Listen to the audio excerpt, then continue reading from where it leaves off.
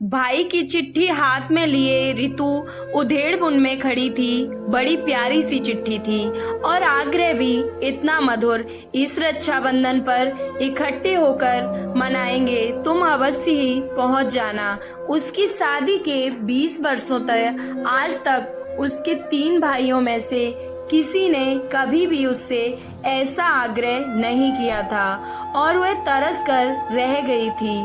उसकी ससुराल में लड़कियों के यहाँ आना जाना, तीज त्योहार का लेना देना अभी तक कायम था। वह भी अपनी इकलौती ननद को बुलाया करती थी। उसकी ननद तो थी ही इतनी प्यारी और उसकी सास कितनी स्नेहशील। जब भी रितु ने मायके में अपनी ससुराल की तारीफ की तो उसकी मझली भाभी उषा, जो मानसिक रूप से अस्वस्थ रहती थी, वह कहने लगी, जीजी ससुराल में आपकी इसलिए निभ रही है क्योंकि आपकी सास ननद बहुत ही अच्छी हैं। हमारी तो सास ननदें बहुत ही तेज हैं। उषा भाभी को यह भी ज्ञान नहीं था कि वह किस से क्या कह रही थी और छोटी बहू अलका मुंह में साड़ी दबाकर हंस रही थी। रितु अंग्रेजी साहित्य से एमए करके पीएचडी कर रही थी कि उसका विवाह अशोक से हो गया था। अशोक एक निजी कंपनी में इंजीनियर था। उसे अच्छा खासा वेतन मिलता था। पिता भी मुख्य इंजीनियर के पद से जल्दी ही सेवानिवृत्त हुए थे। रितु देखने में बहुत ही सुंदर, सुसंस्कृत व परिष्कृत विचारों की लड़की थी। उससे 4 बातें करते ही उसके भाभी ससुर ने रितु के पिता से उसे मांग लिया था। मेजर साहब, हमें आपकी लड़की बहुत पसंद है और हम इसे अपने घर की बहू बनाना चाहते हैं। इतना संपन्न परिवार पाकर रितु के भी माता पिता फूले नहीं समाये और फिर रितु बहू बनकर अशोक के घर आ गई। रितु अपनी ससुराल में सुखी थी। वह जब भी मायके जाती तो एक ना एक कटु अनुभव अपनी झोली में भर ले आती। उसके पिता ने सेवानिवृत्त होते ही एक घर बना लिया था। न जाने क्यों उसकी माँ की इच्छा थी कि एक बड़ा सा घर बनाने की रही थी और पिता ने अपनी सारी जमा पूंजी उस घर में लगा दी थी। रही सही रकम सबसे छोटी बहन उपमा की शादी में खर्च हो गई। पिताजी कहा करते थे, मेरे 3 बेटे हैं, दहेज तो मैंने लिया नहीं, बुढ़ापा इन्हीं के सहारे से कट जाएगा, मरूंगा तो लाखों की जायदाद इन्हें सौंप दूंगा। और गर्व पूर्वक अपनी 2 मंजिली इमारत निहारा करते थे। शुरू में पिताजी की पेंशन और तीनों लड़कों का कुछ न कुछ सहारा रहा, पर धीरे धीरे उनके उत्तरदायित्व का दायरा बढ़ गया और उनके हाथ सिमट गए। बड़े भाई अच्छी जगह पर थे, पर उनकी बीवी बेहद ही खर्चीली थी। जब देखो तब घर में खर्चे को लेकर कलह करती रहती थी। भाई अम्मा से कहते, तुम ही पसंद करके लाई थी, गोरे रंग पे लट्टू हो गई थी। अक्सर भाभी की शिकायत होती, मैं गवारों की तरह रहना पसंद नहीं करती। इशारा मेरठ जैसे छोटे शहर वासियों की ओर था। भाभी का मायका दिल्ली में था और भाई की भी मोटी तनख्वाह थी। भाभी की फरमाइशों की सूची के सामने भी कम पड़ जाती थी और सोने पर सुहागा बेटा पढ़ाई में 0 था, पर मोटरसाइकिल उसे 9वीं कक्षा में ही होनी चाहिए थी और 20वें साल में पहुंचकर तो मारुति के बिना शान कम थी। मझला भाई फौज में कर्नल था, पर भाभी मगज से कुछ फिरी हुई थी। वह अपनी ससुराल में कभी 2 दिन से ज्यादा नहीं ठहरी थी और यहाँ तो माँ के घर के बाहर अनशन पर या फिर बहू टैक्सी लेकर मायके रवाना हो जाती थी।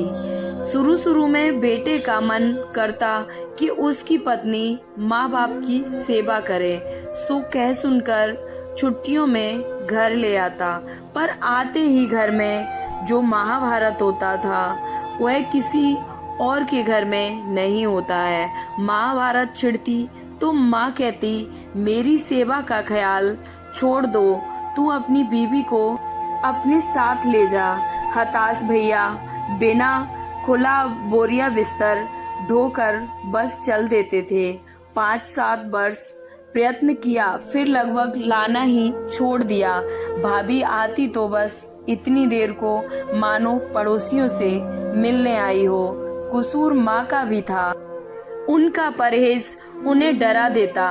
और तो सब मंजूर है, पर यह गंदे कपड़ों में ठाकुर द्वारे में घुसकर मेरा धर्म खराब कर देती है। तब रहा नहीं जाता, ऋतु के सामने माँ कहती। इतना सुनते ही ऊषा भाभी बिफर पड़ी और कुछ अंग्रेजी में तो कुछ हिंदी में भैया से कहती हैं। भाभी की बेशर्मी माँ को आग बबूला कर देती है और भैया उन्हें लेकर चले जाते हैं। अक्सर ऋतु माँ को समझाती, अम्मा इन्हें अपनाने से ही घर में सुख मिलेगा। तुम और पिताजी यहाँ अकेले रहते हो, बहू और बच्चे आएंगे तभी तो इस घर में चहल पहल होगी। कोशिश तो दोनों पक्ष करते हैं आगे बढ़ते, पर कहते हैं कि जब संस्कार ही मेल न खाते हो तो कोई क्या कर सकता है। छोटी बहू ऋतु से लगभग 10 साल छोटी थी। ऋतु उसे छोटी बहन के समान प्यार करती। छोटा भाई डॉक्टर था और अच्छी खासी प्रैक्टिस जमी थी। पैसे का कोई अभाव नहीं था। मेरठ से कुल 1 घंटे का रास्ता था। मोदी नगर में उसका अपना दवाखाना था। पिताजी ने चाहा कि मोहन मेरठ में प्रैक्टिस करे, पर उसकी पत्नी अलका वही स्थानीय कॉलेज में प्रवक्ता थी और वहीं पर किराए का एक मकान लेकर रहता था। उसकी 2 प्यारी प्यारी छोटी सी बेटियां थीं। बड़ी बुआ की लाडली थी। ऋतु का स्नेह इस परिवार से कुछ अधिक ही था। ये लोग यदा कदा आ भी जाते थे और अपने बच्चों को भेज भी देते थे। बड़े भाई के बेटे को तो शायद ठीक से अपनी दोनों बुआ के बच्चों के नाम भी तो नहीं पता होंगे और शायद उम्र भी ज्ञात नहीं थी। मझले भैया फौज की नौकरी में कभी पूना तो कभी आसाम तो कभी कश्मीर इतने छितर गए थे कि 5-5 साल हो जाते भाई बहनों को मिले हुए। सबसे छोटी थी बहन उपमा, जो शादी के हफ्ते भर बाद ही अमेरिका चली गई थी। उसके ससुराल वाले भी वहीं जा बसे थे। जब तक पिताजी जिंदा थे ऋतु को मायके की इतनी चिंता नहीं थी, पर 2 साल पहले से वो भी चल बसे। इतने बड़े घर में माँ अकेली रह गई। ऋतु अपने पिता की सबसे चहेती संतान थी और ऋतु के आंसू आज तक सूखे ही नहीं थे अपने पिता के लिए।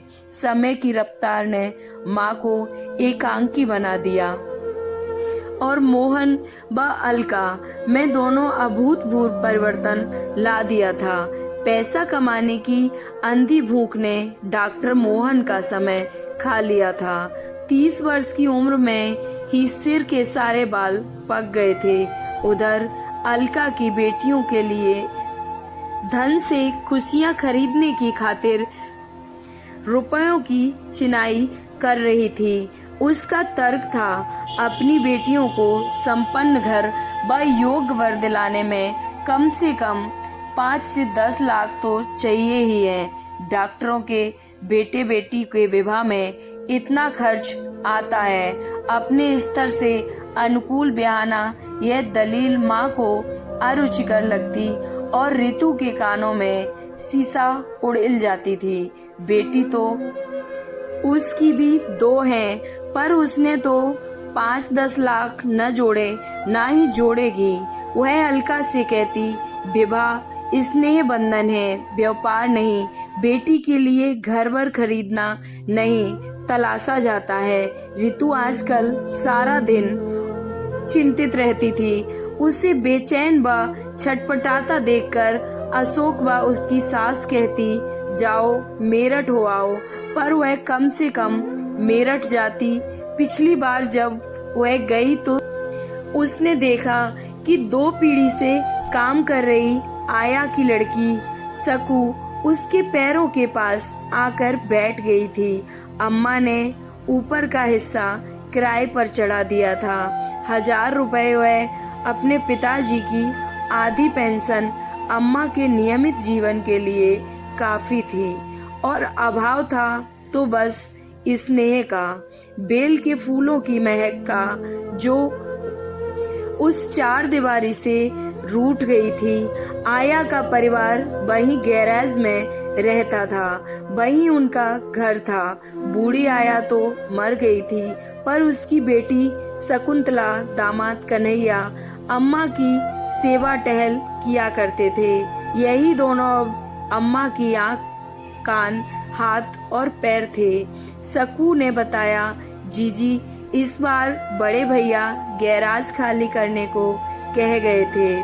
रितु तो सख्ती में रह गई। यह सुनकर सकू और बाहर जमा हुए जामुन का पेड़ एक ही उम्र के थे। उन सब ने मिलकर खट्टी कमरख, मीठे लंगड़े आम के बिरपे रोपे थे। उन्हें यहाँ से निकालने का तो अर्थ ही नहीं था। रितु ने साफ समझाया, गैरेज के सामने ईंटों की सड़क के नीचे तक जमी जड़ों को उखाड़ने में कोठी की तो नींव हिल जाएगी। रितु ने पूछा, क्या माँ से कहा? रितु ने पूछा तो नहीं जीजी, मैंने तो उन्हें कुछ नहीं बताया। तुम्हारा बस इंतजार ही कर रही थी कि तुम आओगी, तभी मैं बताऊंगी।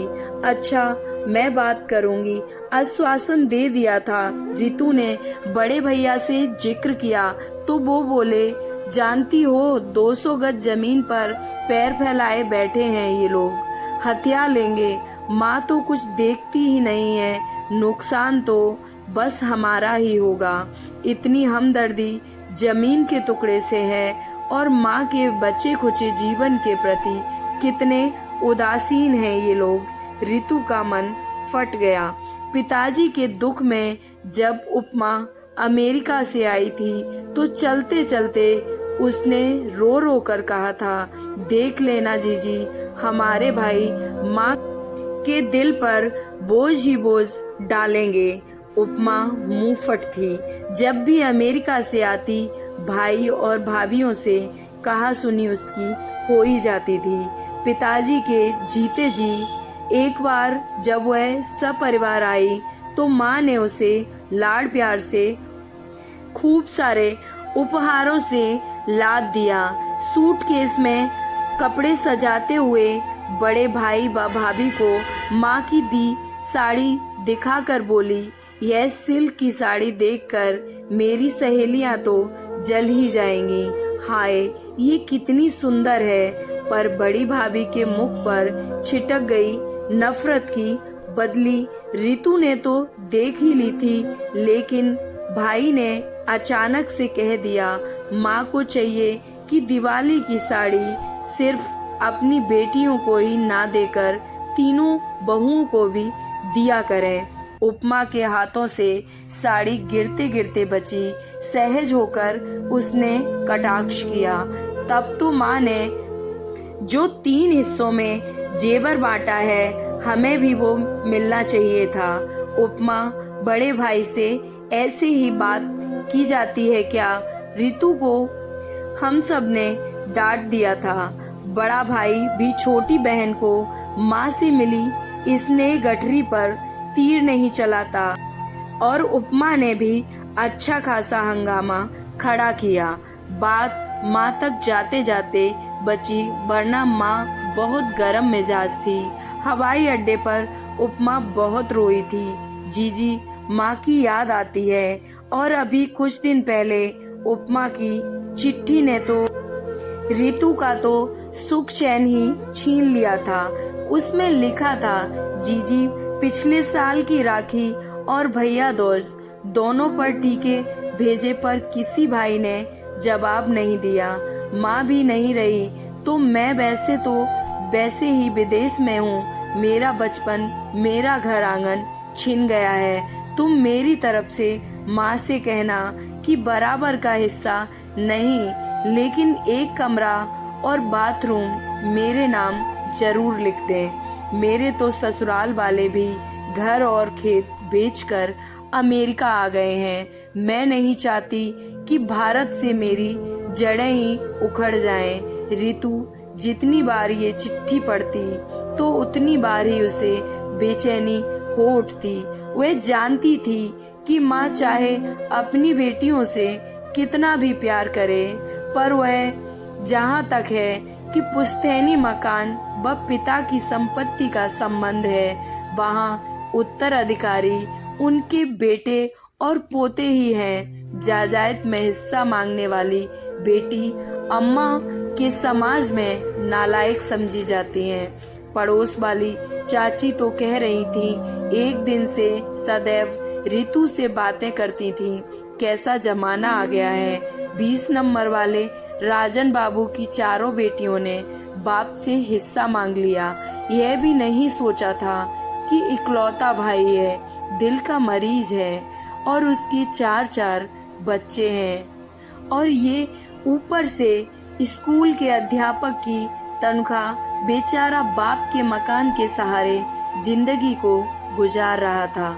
सच यह तो बड़ा बुरा किया राजन बाबू की लड़कियों ने। चारों इतने रईस घर गई हैं कि एक एक बेटी पर 2 कारें हैं। रितु को राजन बाबू के लड़के पर बड़ी ही दया आई।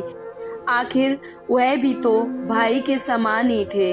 बस्ती के सभी लड़के पास पड़ोस की बातें करते।